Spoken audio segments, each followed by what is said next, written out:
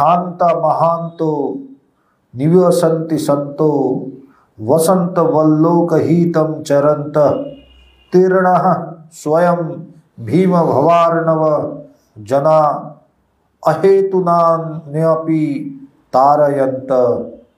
কি বলছেন গুরু কেমন সেটা বলছেন, বলছে বসন্তবৎ। গুরু কেমন? বসন্তের ন্যায়। বসন্ত ঋতুতে কি হয়? নতুন সব পাতা ডাল এগুলো সব বেরোয়।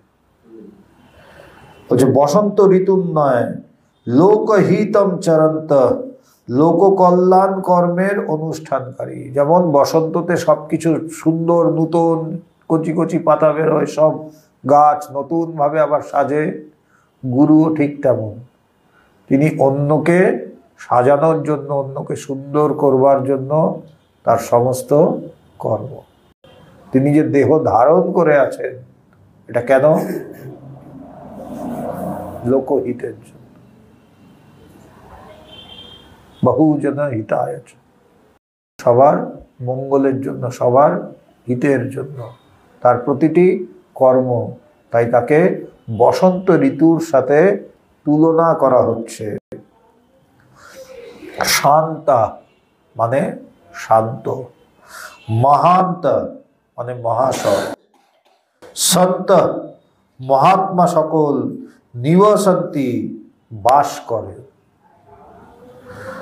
স্বয়ং মানে তাহারা নিজেরা, ভীম ভবার্ণব এই ভয়ঙ্কর সংসার সমুদ্র, অর্ণব মানে সমুদ্র, তীর্ণ মানে উত্তীর্ণ করে, অহেতু না আপি নিজের কোনো প্রয়োজন ছাড়া, অহেতু না কোনো হেতু নেই, নিজের কোনো স্বার্থ নেই, নিজের কোনো স্বার্থ ছাড়া, অন্যান জনান অন্যজনের অপরের জন্য, তারায়ন্ত পারের কান্ডারি হইয়া আছেন।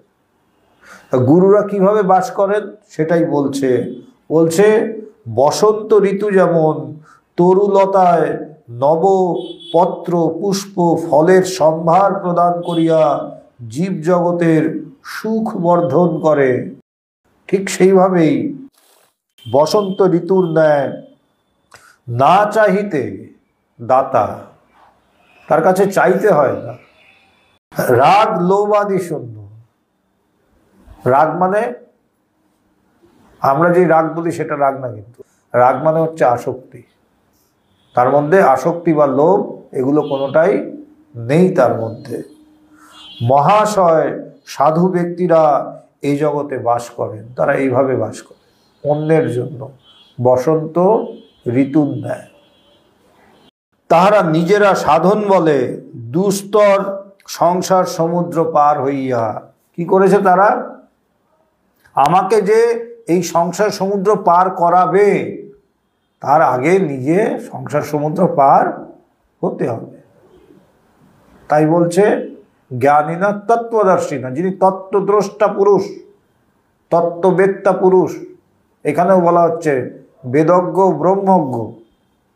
শুধু বেদজ্ঞ হলেই হবে না, ব্রহ্মজ্ঞ হতে হবে তাকে। যিনি নিজে জেনেছেন তিনি আমাকে জানাতে পারেন। ঠিক সেইভাবেই বলছে কি,